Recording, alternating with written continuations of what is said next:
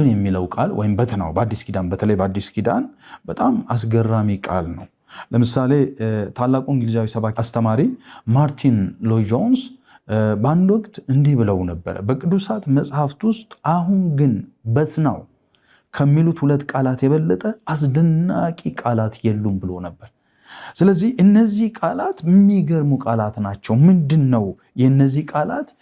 እግዚአብሔር ሰው በዚህ የነገረ መለኮት ትልቅ ሰው ግምገማ አስደናቂ የሆኑበት ሚስጥር ምንድነው? እንዲህ ያለው በጣም እንግዳ የሆነ አባባልን ለነዚህ ሁለት ቃላት እንዴት ሊሰጥ ቻለ ብለን መጠየቅ አግባብነት ያለው ነገር ነው የሚሆነው። ሆኖም የመጽሐፍ ቅዱስ በተለይ የአዲስ ኪዳን ጸሐፊዎች እነዚህ ሁለት ቃላት በመጠቀም የሰዎችን ሁኔታ ወይም አሁን ከክርስቶስ ውጭ ያለውን ዓለም እንዲሁም በክርስቶስ ውስጥ ካለው ሁኔታ ጋር ለማነጻጸር የተጠቀሙባቸው አጋጣሚዎችን ስንመለከት በእርግጥ ማለት ነው የእርሱ አድናቆት ተገቢ ሆኖ እናገኘዋለን። ምክንያቱም ቀድሞ የነበርንበት አሁን በክርስቶስ ያለንበትን ነገር በማነጻጸር መጽሐፍ ቅዱሳችን ውስጥ በሚገርም ሁኔታ እነዚህ ሁለት ቃላት ትራንዚሽናል ወርድስ ሆነው አሻጋሪ ቃላት ሆኖ ተቀምጠው እናገኛቸዋለን። ከዛ ተነስተን እስቲ ጥቂት ነገሮች እዚህ ቦታ ላይ ልበል። ሮሜ ለምሳሌ 6 ከ21 እስከ 22 እንደዚህ ይላል። እንግዲህ ዛሬ ከምታፍሩበት ነገር ያን ጊዜ ምን ፍሬ ነበራችሁ ይለናል። የዚህ ነገር መጨረሻ ሞት ነውና አሁን ግን ይላል አሁን ግን ከኃጢአት አርነት ወጣችሁ ለእግዚአብሔርም ተገዝታችሁ ልትቀደሱ ፍሬ ያላችሁ መጨረሻውም የዘላለም ሕይወት ነው ይለናል። እና እዚህ ስፍራ ላይ እንዴት አይነት መሻገር እንዳሻገረን አሁን ግን ተብሎ ይሄ ቃል ማየት ትችል። ከኃጢአት አርነት መውጣትን ለእግዚአብሔር ተገዝተን መቀደስና የቅድስና ፍሬ ማፍራት እንዲሁም መጨረሻው ደግሞ የዘላለም ሕይወትን ማጨድን ለመግለጽ ሐዋርያው ጳውሎስ የተጠቀመበት የመሸጋገሪያ ቃል ነው። እንደዚሁ ደግሞ ሮሜ 7 ከ5 እስከ 6 ባለው ስፍራ ላይ በስጋ ሳለን በሕግ የሚሆን የኃጢአት መሻት ለሞት ፍሬ ሊያፈራ በብልቶቻችን ይሰራ ነበር ይለናል። አሁን ግን ለእርሱ ለታሰርንበት ስለሞትን ከሕግ ተፈተናል። አሁን ያለንበትን ሁኔታ ሲገልጥ ከሕግ ተፈተናል። ስለዚህም በአዲሱ በመንፈስ ኑሮ እንገዛለን እንጂ በአሮጌው በፊደል ኑሮ አይደለም። በመንፈስ ኑሮ የምንገዛበት ዓለም ውስጥ ገብተናል። እንዲሁ ደግሞ ከሕግ ተፈተን ተለቀናል ብሎ በግልጽ ማለት ነው።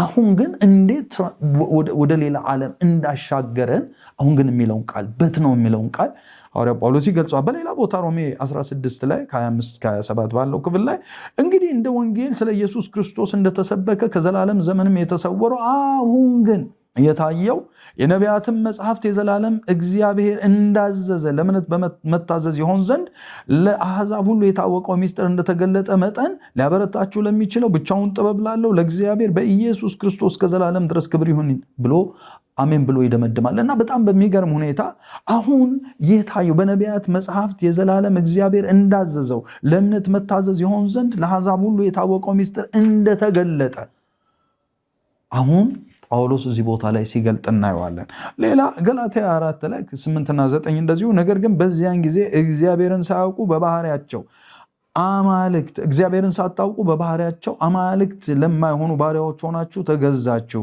አሁን ግን ይለናል አሁን ግን እግዚአብሔርን ስታውቁ ይልቅስ በእግዚአብሔር ስትታወቁ እንደገና ወደ ደካማ ወደሚናቅም ወደ መጀመሪያ ትምህርት እንዴት ትመለሳላችሁ? እንደገና ባሪያዎች ሆናችሁ ዳግመኛ ለዚያ ልትገዙ ትወዳላችሁን? አሁን ያላችሁበት ዓለም ሌላ ነው። አሁን ያላችሁበት ግዛት ሌላ ነው። አሁን ያላችሁበት የመንፈስ ስርዓት ሌላ ነው። ስለዚህ ወደ ቀድሞ ነገሮቻችሁ ልትመለሱ ትፈልጋላችሁን? አሁን ግን ነገር ተቀይሯል እያለን ነው። እንዲሁ ኤፌሶን 2 ከ11 እስከ 13 ያለው ክፍልም በጣም በአስገራሚ ሁኔታ ይህንን ቃል ያንጸባርቃል። ስለዚህ እናንተ አስቀድሞ በስጋ አሕዛብ የነበራችሁ በስጋ በእጅ የተገረዙ በተባሉት ያልተገረዙ የተባላችሁ ይህን አስቡ። በዚያ ዘመን ከእስራኤል መንግስት ርቃችሁ ለተስፋው ቃል ኪዳን እንግዶች ሆናችሁ በዚህም ዓለም ተስፋን አጣችሁ ከእግዚአብሔር ተለይታችሁ ያለ ክርስቶስ ነበራችሁ። አሁን ግን ይሄ በሙሉ ከዚህ በላይ አነበብኩት ቃል በአንድ ጊዜ እንዴት እንደተገለበጠ መልከ አሁን ግን እናንተ በፊት ርቃችሁ የነበራችሁ በክርስቶስ ኢየሱስ ሆናችሁ በክርስቶስ ደም ቀርባችኋል ይለናል። ሌላ ዓለም፣ ሌላ ዘመን፣ ሌላ በር፣ ሌላ ነገሮች ለኛ አሁን እንደተከፈቱልን የሚያንጸባርቅ የሽግግር ቃል ነው። ኤፌሶን 5:8 ላይ እንደዚሁ ቀድሞ ጨለማ ነበራችሁ አሁን ግን በጌታ ብርሃን ናችሁ ይለናል። ስለዚህ ወገኖች የሚጠበቅብን ነገር አለ። አሁን ግን የምትለው ቃል ምን ያህል አስደናቂ እንደሆነች ይቺ ቃል እነዚህ ሁለት ቃላት ምን አይነት ነገር እንደሚገልጹ ማወቅ ማሰብና ማሰላሰል ይጠበቅብናል።